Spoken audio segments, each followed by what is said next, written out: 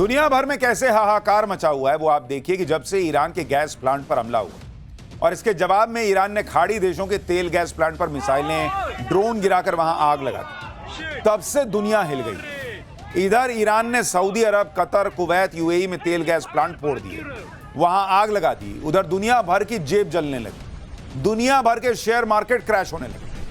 आप देखिए कि आज ही भारत के शेयर मार्केट में एक दिन में 12 लाख करोड़ रुपए डूबे हैं। भारत में सेंसेक्स सीधे एक दिन में 2500 पॉइंट और गिर गया, पहले से ही गिरते गिरते 2 साल पीछे जा चुका है। अमेरिका का शेयर मार्केट क्रैश हो रहा है, वहां शेयर मार्केट में $800 बिलियन यानी 76 लाख करोड़ रुपए डूबे हैं। भारत में तो 12 लाख करोड़ डूबे, अमेरिका में 76 लाख करोड़ रुपए डूब गए निवेशकों के। कच्चे तेल के दाम जो युद्ध से पहले $67 प्रति बैरल के आसपास थे, वो बढ़कर $119 पहुंच गया है बॉस, और कहा जा रहा है कि आगे $200 चला जाएगा अगर यही सब तमाशा चलता रहा। इतना ही नहीं, मार्केट क्रैश हो रहा है, कच्चे तेल के दाम बढ़ रहे हैं, गैस के दाम बढ़ रहे हैं, सोने चांदी के दाम क्रैश हो रहे हैं। युद्ध जिस लेवल पर पहुंच गया है उसकी कीमत दुनिया और कैसे कैसे चुकाएगी, आगे पूरी डिटेल आपको बताऊंगा। भारत में क्या होगा यह भी बताऊंगा, लेकिन पहले देखिए कि युद्ध तो 20 दिन से चल रहा है, लेकिन अब ऐसा हाहाकार मचा तो उसकी वजह है दुनिया भर की तेल गैस सप्लाई पर बहुत बड़ा खतरा आ गया है। युद्ध की वजह से 20% तेल गैस सप्लाई पहले से बंद, अब तो सीधे तेल गैस प्लांट पर हमले होने लगे। प्रोडक्शन यूनिट ही उड़ा दीजिएगा तो तेल बनेगा कैसे? कल को स्ट्रेट ऑफ हॉर्मुज खुल भी गया, जब वहां तेल ही नहीं रहेगा तो आप सप्लाई क्या कीजिएगा? आप देखिए कि 24 घंटे में ईरान ने कतर के सबसे बड़े गैस प्लांट पर हमला कर दिया, जो दुनिया का सबसे बड़ा गैस प्लांट, और जहां से दुनिया की 17 से 18% गैस की सप्लाई होती।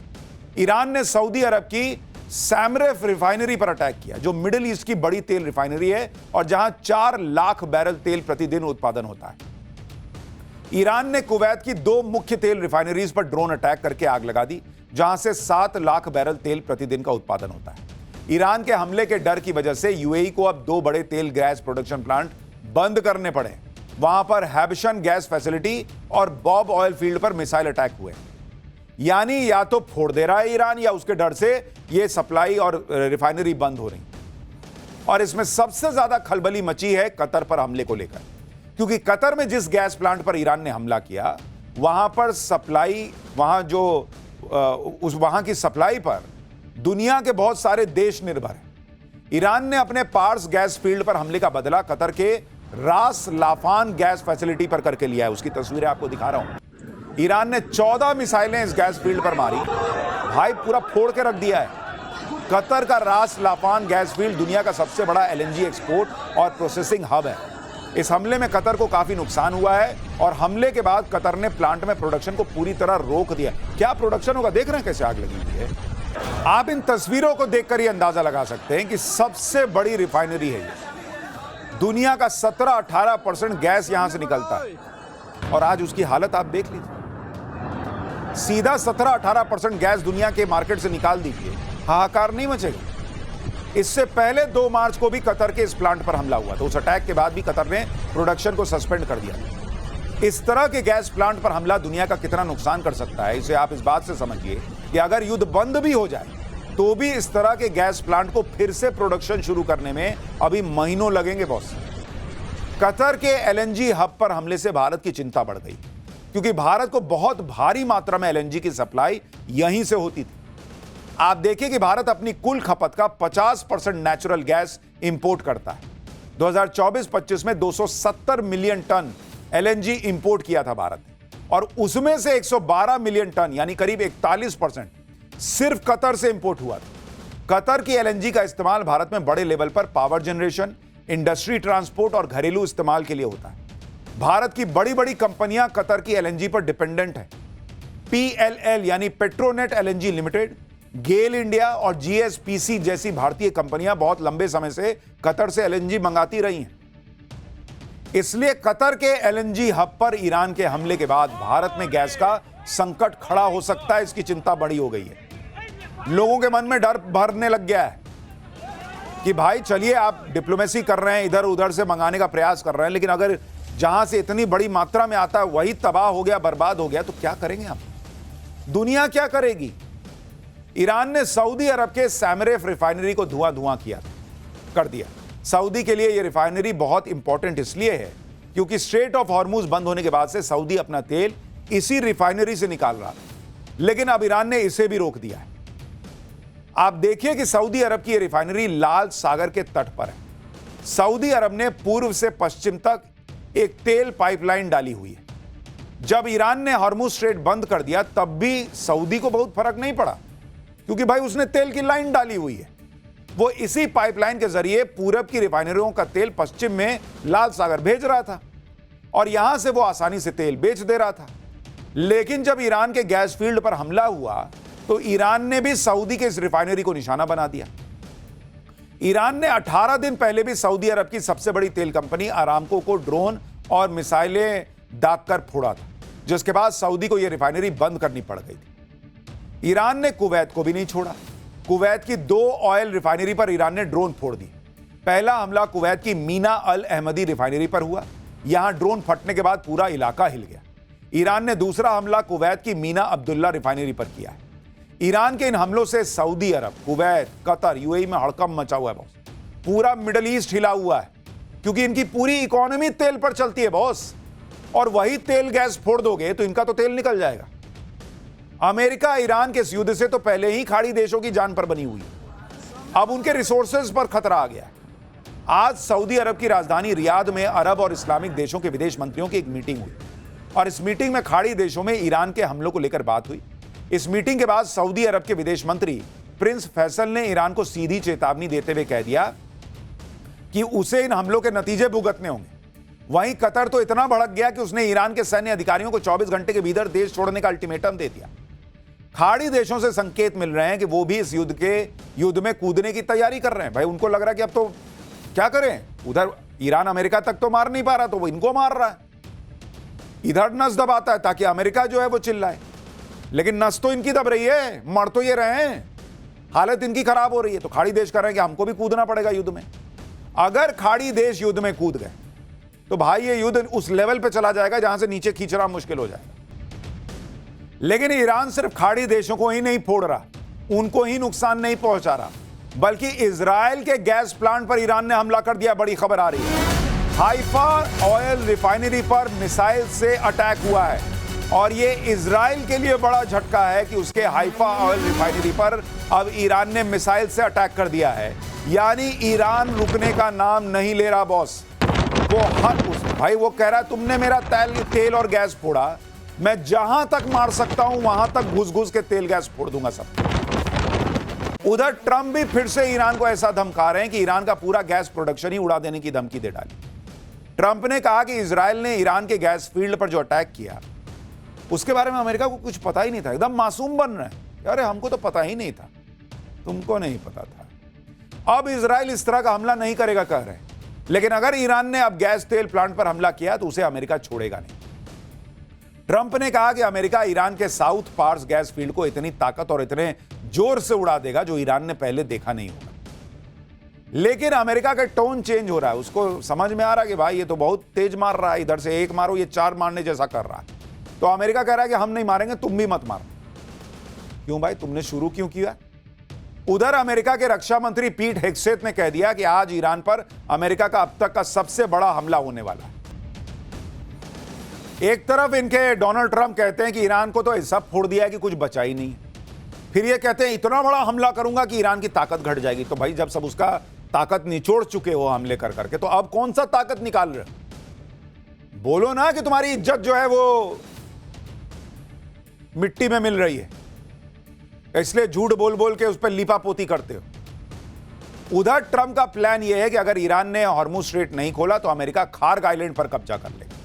खार्ग आइलैंड पर अमेरिका हाल ही में बम फोड़ चुका है ताकि ईरान हॉर्मुज स्ट्रेट को खोल दे, लेकिन ईरान ने भी अभी तक हॉर्मुज बंद किया हुआ। लेकिन अब अमेरिका ने अपने 2000 मरीन जवानों को इस आइलैंड की तरफ रवाना कर दिया है। रिपोर्ट है कि इस जहाज को सिंगापुर से ईरान की तरफ बढ़ते हुए देखा गया है। अमेरिका के रक्षा मंत्री पीट हेग्सेथ ने ईरान को धमकाते हुए कहा कि अगर ईरान हॉर्मुज के रास्ते में अड़ंगा डालेगा तो अमेरिका उसके उस खार्ग आइलैंड पर कब्जा कर लेगा। लेकिन ईरान कह रहा है कि कुछ भी करके देख लो, ईरान झुकेगा नहीं, ईरान तो वेट कर रहा है। ईरान बैठा हुआ है कि तुम भेजो अपने सैनिक। जो ड्रोन हम अमेरिका तक नहीं भेज पा रहे, जो मिसाइलें हम अमेरिका तक नहीं मार पा रहे, तुमको ईरान के लोगों को मारने में मजा आता है। ईरान कह रहा तुम भेजो ना, हम मार के बताते हैं तुम कैसे तुम्हारे सैनिकों को मारेंगे। सिर्फ अमेरिका के संसाधन, अमेरिका का पैसा ही बर्बाद होगा, ईरान कह रहा अगर तुम ये सब करोगे। ईरान युद्ध लड़ने के लिए ट्रंप ने अमेरिका में $200 बिलियन मांगे। इस पर भी ईरान के विदेश मंत्री ने कह दिया कि यह युद्ध ईरान के लोगों और अमेरिका के लोगों पर थोपा गया। युद्ध को अभी सिर्फ 3 हफ्ते हुए हैं और ये $200 बिलियन मांगने लगे। अमेरिका के आम नागरिक इसके लिए नेतन्याहू और अमेरिका में नेतन्याहू के लोगों को थैंक यू कह सकते हैं कि लाखों crore dollar Israel first tax के तौर पर लगने वाले हैं, जो अमेरिका की अर्थव्यवस्था को ही बर्बाद करके रख देगा। यानी ईरान जो है वो अमेरिका की पब्लिक को पिन मार रहा है कि देख भाई, मेक अमेरिका ग्रेट अगेन बनाने आए थे ये भाई साहब, ये इजराइल के इशारों पे नाच रहे हैं, उसके लिए काम कर रहे हैं, तुम टैक्स भर रहे हो, इजराइल का काम हो रहा है। मार दिया पिन। वहां पब्लिक जो है वो कर, हाँ यार ये तो सही कर रहा है।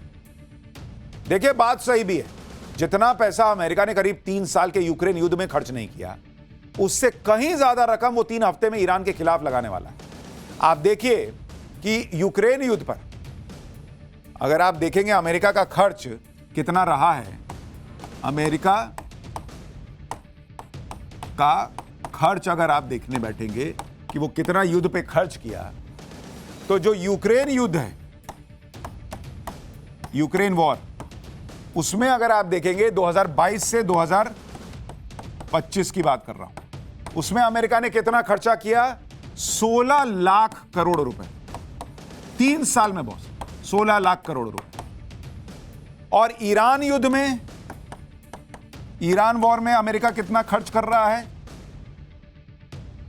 9,000 करोड़ सीआर पर डे खर्च कर रहा है बॉस, पर डे।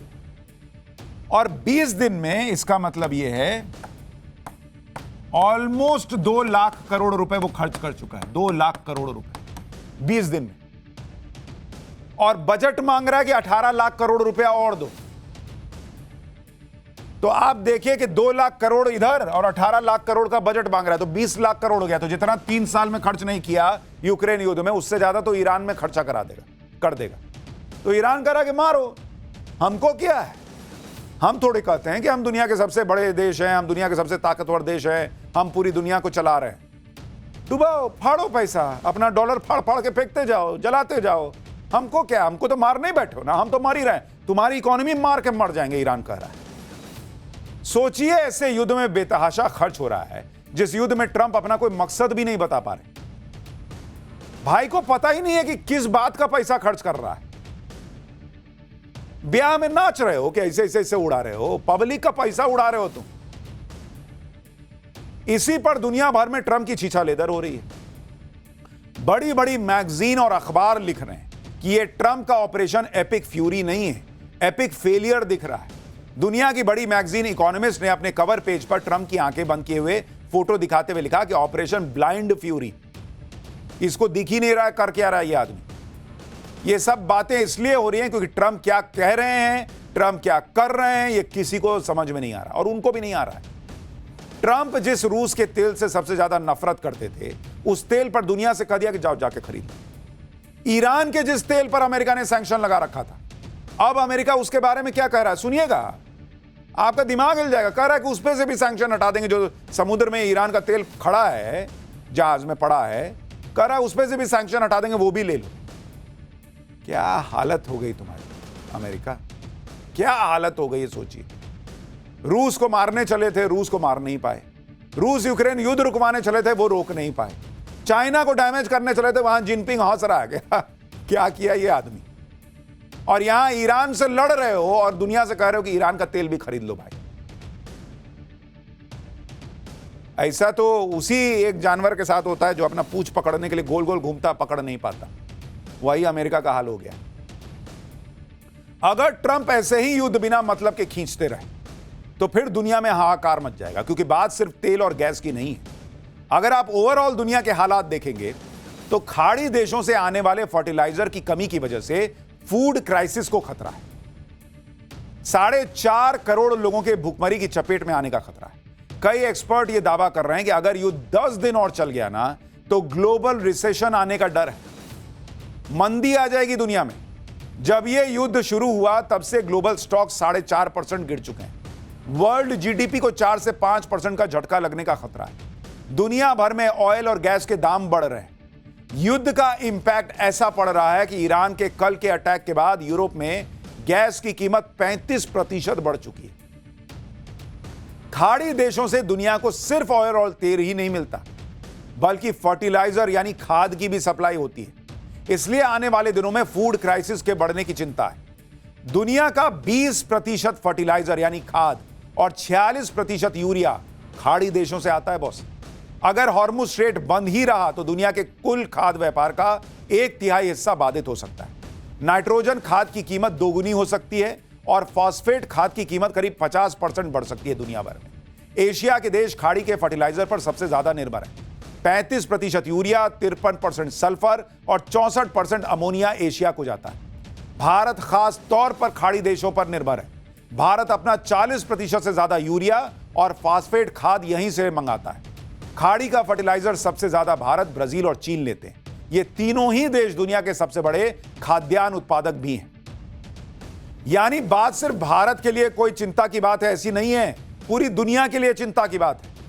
एक साथ दुनिया पर कई संकट आ रहे हैं। Energy crisis, fertiliser crisis, food supply chain crisis, और इन सब से दुनिया को निपटना है। इसलिए लोग यही मना रहे हैं कि भाई किसी तरह ये युद्ध खत्म हो जाए, क्योंकि इतने सारे क्राइसिस नहीं होते तो लोग कहते कि जाओ डोनाल्ड ट्रंप तुम उधर कोने में लड़ते रहो, हमको फर्क नहीं पड़ता। लेकिन दिक्कत यह है कि ये युद्ध ट्रंप और अमेरिका ने शुरू किया, पिस पूरी दुनिया रही। ईरान युद्ध की वजह से करीब 95 देश ऐसे हैं जहां तेल महंगा हो चुका है बॉस।